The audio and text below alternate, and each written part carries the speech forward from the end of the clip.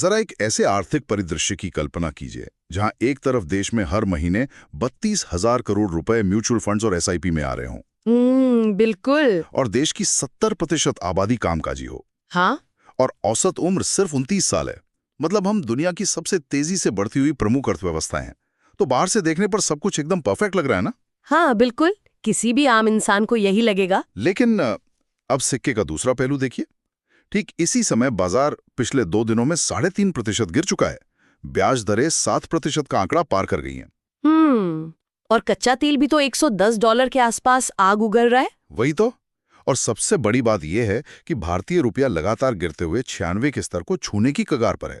तो आज के इस गहन विश्लेषण या डीप डाइव में हम इसी विरोधाभास पर बात करेंगे। बिल्कुल, ये एक बहुत ही क्लासिक पैराडॉक्स है।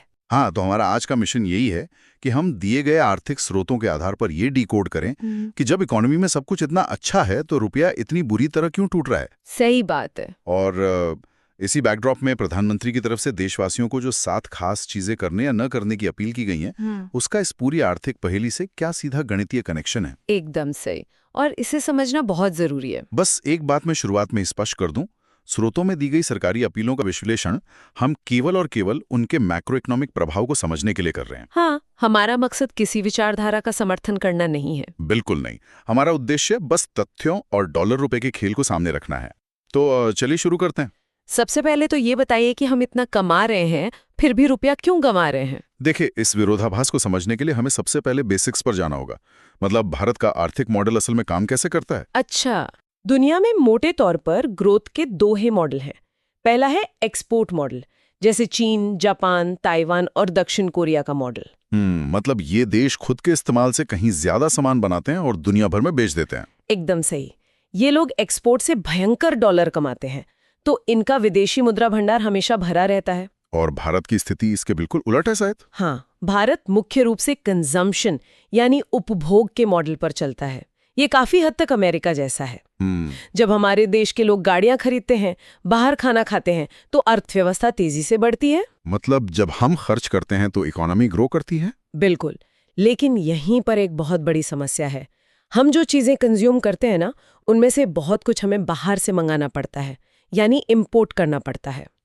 ओके। अगर आप मान लें कि भारत की आमदनी 100 रुपए है, तो उसमें से मुश्किल से 20 रुपए ही एक्सपोर्ट से आते हैं, और वो भी ज्यादातर आईटी और फार्मा से। तो अगर मैं इसे एक आसान एनालॉजी में रखूं, मतलब हमारी इकोनॉमी एक शानदार स्पोर्ट्स कार है जो बहुत तेज दौड़ रही है, लेकिन वो जो ईंधन पी रही है वो हमें पड़ोसियों से उधार लेना पड़ रहा है। बहुत ही सटीक उदाहरण है ये। और दिक्कत यह है कि उस ईंधन का बिल डॉलर्स में आ रहा है, रुपयों में नहीं। हाँ, और यही दर्द की असली वजह है।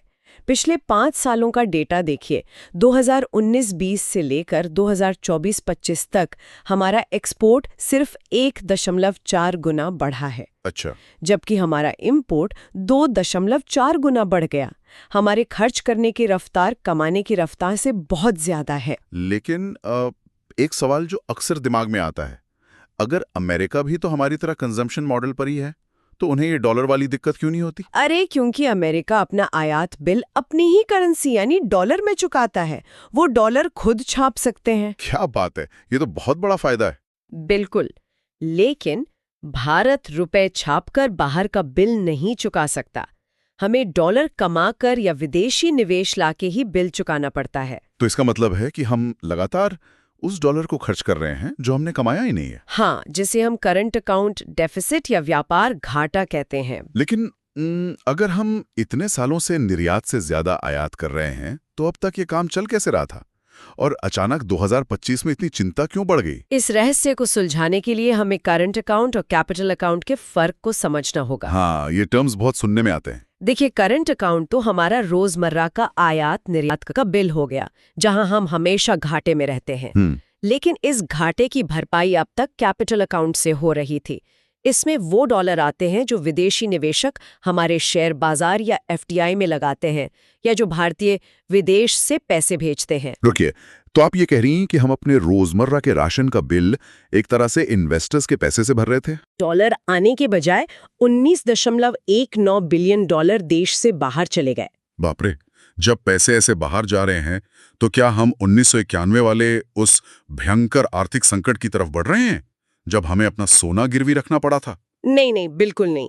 1991 और आज की स्थिति में जमीन आसमान का फर्क है। सच में?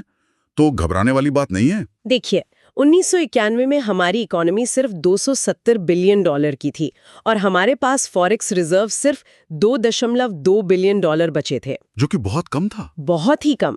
लेकिन आज 2025 में भारत $4 ट्रिलियन की इकोनॉमी है। हमारे पास अभी भी लगभग 550 से 570 बिलियन के फॉरेक्स रिजर्व्स हैं। हाँ, मतलब हमारे पास अच्छा खासा बफर है। बिल्कुल, ये रिजर्व हमारे 10 महीने के आयात को कवर करने के लिए काफी है।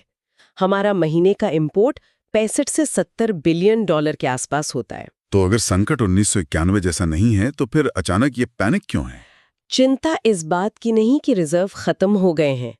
चिंता उस स्पीड की है जिससे ये कम हो रहे हैं। अच्छा, स्पीड की दिक्कत है। हाँ, फरवरी 2026 में ये 574 बिलियन थे और सिर्फ 2 महीने में गिरकर 552 बिलियन हो गए। अरे बाप रे, $22 बिलियन सिर्फ 2 महीने में साफ हो गए। यही तो।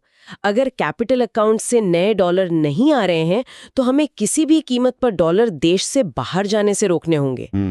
तो अब जाकर मुझे वो प्रधानमंत्री की 7 सूत्री अपील समझ में आ रही है। बिल्कुल, वो 7 पॉइंट सीधे तौर पर डॉलर बचाने की स्ट्रैटेजी है। मतलब ये सिर्फ पर्यावरण या लाइफस्टाइल बदलने के सुझाव नहीं है, बल्कि देश की बैलेंस शीट को ठीक करने का एक तरीका है। एकदम सही कहा आपने।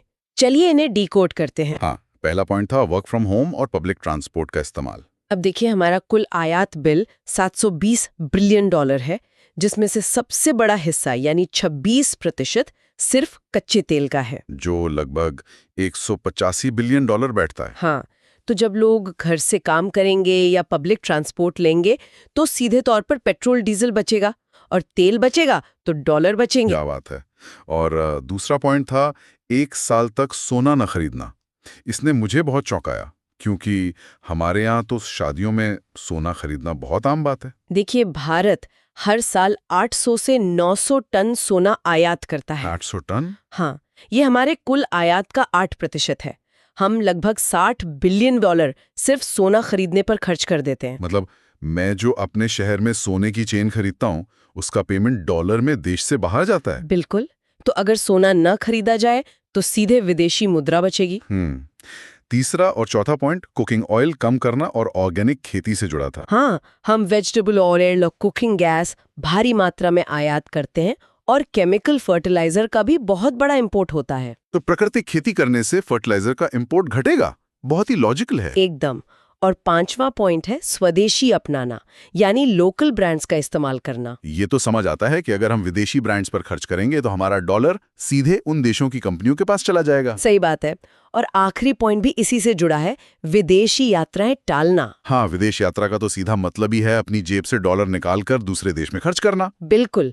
तो ये 7 कदम सीधे तौर पर करंट अकाउंट डेफिसिट को कम करने और डॉलर को देश में रोकने के एकदम सटीक उपाय हैं। अगर इस पूरी चर्चा को समेटा जाए तो एक बात तो साफ है कि भारत का बुनियादी ढांचा बहुत मजबूत है। हाँ, इकोनॉमी में कोई बड़ी खराबी नहीं है। रुपया इसलिए कमजोर नहीं है कि अर्थव्यवस्था खराब है, बल्कि इसलिए कमजोर है क्योंकि हमारे उपभोग यानी कंजम्पशन की गति डॉलर कमाने की गति से बहुत तेज है। और फिलहाल विदेशी निवेश का प्रवाह रुका हुआ है, इसलिए हमें अपना पैसा खुद बचाना पड़ रहा है। बिल्कुल। और अब आखिर में स्रोतों से निकली एक बहुत ही रोचक और विचारोत्तेजक बात पर आते हैं। हाँ, वो ऐतिहासिक डेटा वाला पॉइंट। सही कहा। डेटा दिखाता है कि ऐतिहासिक रूप से जब भी भारतीय रुपया कमजोर होता है तो शेयर बाजार के लिए अगला साल बहुत ही शानदार होता है, क्योंकि हमारा एक्सपोर्ट सस्ता हो जाता है और घरेलू कंपनियों को फायदा मिलता है। हाँ, तो श्रोताओं के सोचने के लिए सवाल यह है कि अगर रुपए की ये कमजोरी हमें आत्मनिर्भरता की तरफ धकेल रही है और आयात कम करने पर मजबूर कर रही है, तो क्या ये स्थिति लंबी अवधि में घरेलू मैन्युफैक्चरिंग और भारतीय कंपनियों के लिए सबसे बड़ा वरदान साबित हो सकती है? ये तो बहुत ही दिलचस्प नजरिया है। बिल्कुल। क्या आज का ये डॉलर का कष्ट कल के एक नए आर्थिक बूम की नींव रख रहा है? अगर इस पर गौर किया जाए तो तस्वीर कुछ और ही नजर आती है। हाँ, इस पर वाकई गहराई से विचार करने की जरूरत है। तो इसी सवाल के साथ हम आज के इस गहन विश्लेषण को यहीं समाप्त करते हैं। इकोनॉमी के इस पेचीदा गणित को समझने का ये सफर बहुत ही शानदार रहा।